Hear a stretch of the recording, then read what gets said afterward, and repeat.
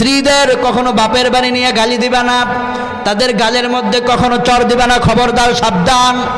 বিশ্বনবী বললেন মেয়েদের গালে তুমি চর মারবা না, তাকে ভালোবাসা দিবা, সবসময় মোহাব্বতের নজরে তাকে তাকাবা। কতটা বছর সে তার বাপের বাড়িতে ছিল, তার বাপের বাড়িতে তার একটা আলাদা বালিশ ছিল, ঘুমাতো। 20টা বছর কাটিয়েছে, 20 বছর সে বাপের খেদমত পেয়েছে, 22 বছর খেদমত পেয়েছে।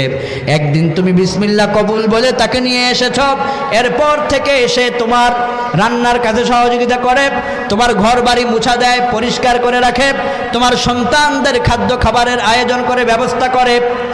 যে স্ত্রী রান্না করলে তুমি খাও, সেই স্ত্রীর গায়ে আঘাত করো, তোমার লজ্জা থাকা উচিত, ঠিক কিনা বলেন? যে স্ত্রী রান্না করে সেই স্ত্রীর গায়ে আঘাত দিয়ে পরবর্তী তার চোখের দিকে কিভাবে তাকাও? এজন্য বিশ্বনবী বললেন স্ত্রীরা হলো তোমাদের পোশাকের মতো, গায়ে তখন তাদের হাত দিবা না, তাদেরকে ভালোবাসার ছোঁয়া দিবা। দৈনিক একবার করে হলো একটা একটা করে ফুল দিবেন যাদের স্ত্রী আছে। বিশ্বনবী বললেন তাদেরকে বেশি বেশি করে উপহার দিবা, আর তাদের চেহারার দিকে তাকায় মুস্কি হাসবা। নফল নামাজ পড়ার সমান সওয়াব আমল নামায় দিয়ে দিবেন কে? স্ত্রীদেরকে বলবেন I love you my sweetheart, আপনার জীবন, আপনার কলিজা একমাত্র স্ত্রী। স্ত্রীকে আপনি বারবার আই লাভ ইউ বলবেন, কিন্তু ফেসবুকের মেসেঞ্জারের ভিতরে যাকে চিনে না ওই জিএফ নামের কলঙ্কিনীকে বারবার আই লাভ ইউ কয়। যুবকেরা এরকম আছে না নাই? স্ত্রীকে বলতে শরম লাগে, আরেকজনকে বললে ভালো লাগে, এরকম আছে না নাই? হ্যাঁ যুবক, বিয়ে করেছ, স্ত্রীকে গুরুত্ব দাও। অনেক সময় দেখা যায় দুইজনে একসাথে শুয়ে আছে, স্ত্রীও মোবাইল নিয়ে ব্যস্ত, স্বামীও মোবাইল নিয়ে ব্যস্ত, রাত 12টা 1টা বেজে গেছে, খবর নাই, আছে না নাই? না, স্ত্রী স্বামী একসাথে যখন থেকেছ একে অপরের সঙ্গে আলাপ করবা। বৃদ্ধ হয়েছ, কি হয়েছে, স্ত্রী স্বামী একসাথে আলাপ করবা, পিছনের কথাগুলো বলবেন, আলোচনা করবেন। ওই যে বিয়ে করছিলেন, ওই যে পিছনের কথাগুলো, আজকের দিনে আপনার সন্তান হয়েছে, একদিন চলে যাবেন, তাদের জন্য আপনি কতটুকু উন্নত করতে পেরেছেন, পরকালের প্রস্তুতি কি নিয়েছেন।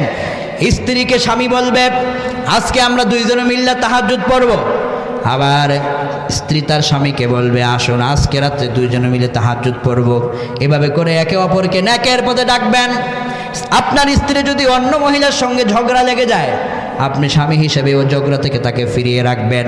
এভাবে করে একে অপরের সঙ্গে সুন্দর ভালোবাসার সম্পর্ক রাখবেন। ঘরের ভিতরে ঢোকার সময় আপনি স্বামী আগে সালাম দিবেন, আগে সালাম মারলে আপনার স্ত্রী যেটা খুশি হবে, ওই যে ঘরের ভিতরে হাজারো কষ্ট করেছে সকল কষ্ট আল্লাহ তার দূর করে দিবে। বিশ্বনবী সাল্লাল্লাহু আলাইহি ওয়াসাল্লাম যখন ঘরে প্রবেশ করতেন, আয়েশা রাদিয়াল্লাহু আনহা কাজে ব্যস্ত থাকতেন। নবীজি পিছন দিক দিয়া হযরত আয়েশাকে তিনি ধরতেন, ছোঁয়া মারতেন আর দোয়া করতেন।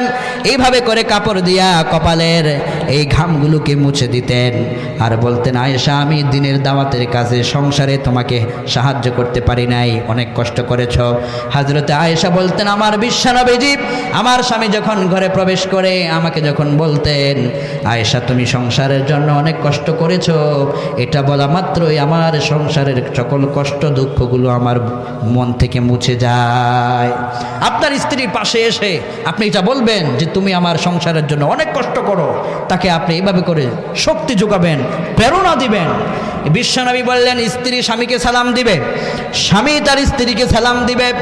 ঘরে যখন প্রবেশ করেছেন আপনার স্ত্রী দরজা খুলেছে, আপনি আগে সালাম দিবেন। এতদিন দেন নাই, আজকে গিয়া হইলেও সালাম দিবেন। পারবেন তো ইনশাআল্লাহ? বিশ্বনবী বললেন আবু দাউদের বর্ণনায় عن عبد الله بن سلام رضي الله عنه قال قال رسول الله صلى الله عليه وسلم أفشوا السلام وأطعموا الطعام وصلوا بالليل والناس نيام تدخلوا الجنة بسلام। ঘরের ভিতরে প্রবেশ হোক, রাস্তায় হোক, যেখানে হোক, আগে সালাম মারবেন।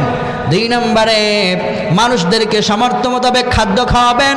3 নম্বরে যখন মানুষগুলো ঘুমিয়ে যায় ওয়াসাল্লু বিল্লাইল ওয়ান নাসু নিয়াম, মানুষ যখন ঘুমিয়ে যায় তখন অন্তত 2 রাকাত হলেও তাহাজ্জুদের সালাত আদায় করবেন।